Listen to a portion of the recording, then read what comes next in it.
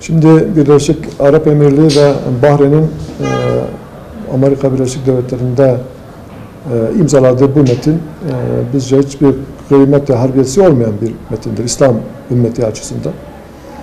Ben buna bir anlaşma demek de istemiyorum. Bu bir zillet belgesidir. Belki bir kölelik belgesini imzalama anlamına gelen bir sözleşmedir.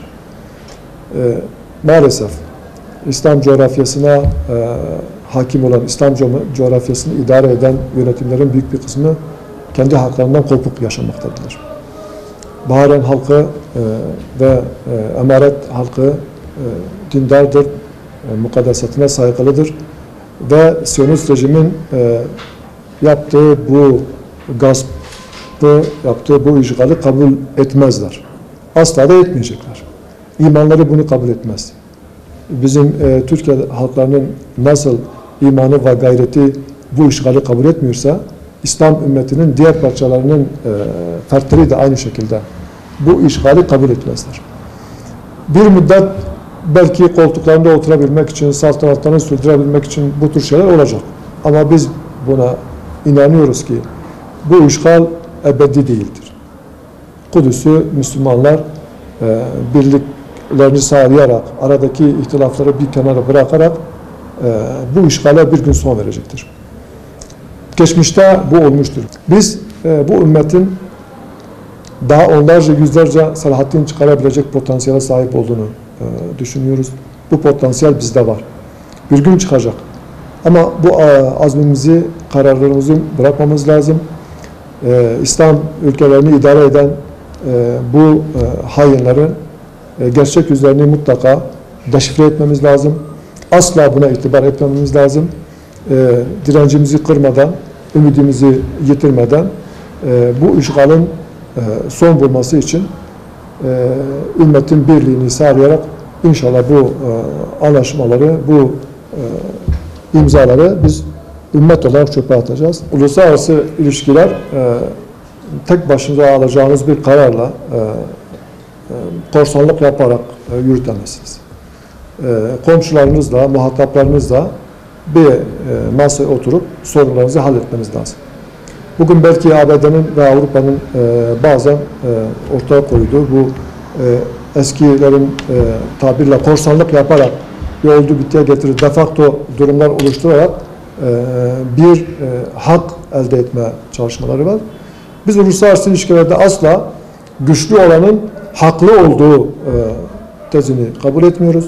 Bunu mutlaka yıkılması lazım gerektiğini söylüyoruz. Hatta Birleşmiş Milletler'in bu 5 daimi üyesinin veto hakkının bulunması, onların istenmediği bir hususun ne kadar haklı olursa olsun yürürlüğe girmemesinin büyük bir sıkıntı olarak görüyoruz. Bunu yıllardır dile getiriyoruz. Parti programımızda bunu ısrarla vurguluyoruz. Şimdi Akdeniz'deki durum da şu. Uluslararası bazı sözleşmeler var. Türkiye bu sözleşmelere dayanarak Libya'yla bir anlaşma yaptı ve bu anlaşma çerçevesinde bir sınır belirlenmiş ve bunun ile ilgili Akdeniz'in altında ve Akdeniz'in suları içerisindeki o ekonomik durumu kendi lehine çevirecek bir şeyler yapıyor. Yıllardan beridir Avrupa Birliği'nin desteğiyle Güney Kıbrıs kendini bütün adanın tek temsilcisi olarak görüp diğer ülkelerle anlaşmalar yapıyor. Şimdi burada bir çıkar çatışması var. Biz Türkiye'nin Akdeniz'deki yapmak istediği bu anlaşmalar, Libya ile Kuzey Kıbrıs'la yaptığı anlaşmaların uluslararası sözleşmelere uygun olduğu, bunun diğer devletlerin de yaptığı rutin işlemlerden bir işlem olduğunu görüyoruz. Bu nedenle bunun sonuna kadar götürülmesi ve orada bu milletin, bu halkın ne tür hakları varsa sonuna kadar savunmasından yanayız. Bu özellikle Yunanistan'ın, Fransa'nın da belki kışkırtmasıyla yapmak istediği husus belki Türkiye'yi sıcak bir çatışma ortamına çekmektir. Yunanistan tek başına bunu yapabilecek durumda olmadığını herhalde bilir. Yani Türkiye tarihiyle, geçmişiyle, ekonomisiyle belki askeri güçleriyle herhalde Yunanistan tek başına bu savaşı yürütebilecek durumda olmadığını görüyordur. Ama şu var, yani Türkiye'nin savaşa çekilmesi Türkiye'nin aleyhine olacaktır. Her ne olursa olsun barış masasında, anlaşma masasında bu meselenin hallolması savaşla bunun hallolmasından çok daha ehvendir, çok daha bu ülkenin yararınadır. Bu nedenle biz bu uluslararası ilişkilerde Türkiye'nin bu yalnızlığından mutlaka kurtulması gerekir. Maalesef Türkiye'de şu anda dünyada böyle bir durum var. İnsanlar ne kadar haklı olursa olsun yalnız olduğu zaman hakkını savunamaz duruma geliyorlar. Haksız duruma geliyorlar belki uluslararası arenada. Türkiye'nin mutlaka bu ülkelerden bazılarını yanına çekmesi gerekir. Ve alternatifler de vardır. Yani Libya'nın dışında Mısır'la alternatif var. Belki Lübnan'la bu işler yapılabilir. Hatta Suriye'de Akdeniz sahilinde olan birisidir. Bunu mutlaka Türkiye'nin bu alternatiflerin de önüne alarak Akdeniz'deki bu halkın haklarını sonuna kadar savunmalıdır. Şu anda görülüyor ki çok büyük ekonomik rant var Akdeniz'de.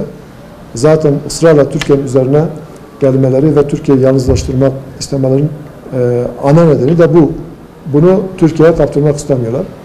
Hakikaten Yunanistan'ın bu yaptığı ikili anlaşmalarla Türkiye'ye çizdiği sınırlar çok gülünç yani. Belki sıradan bir insana bile gösterseniz bunun adil bir paylaşım olmadığını ortaya koyacaksınız.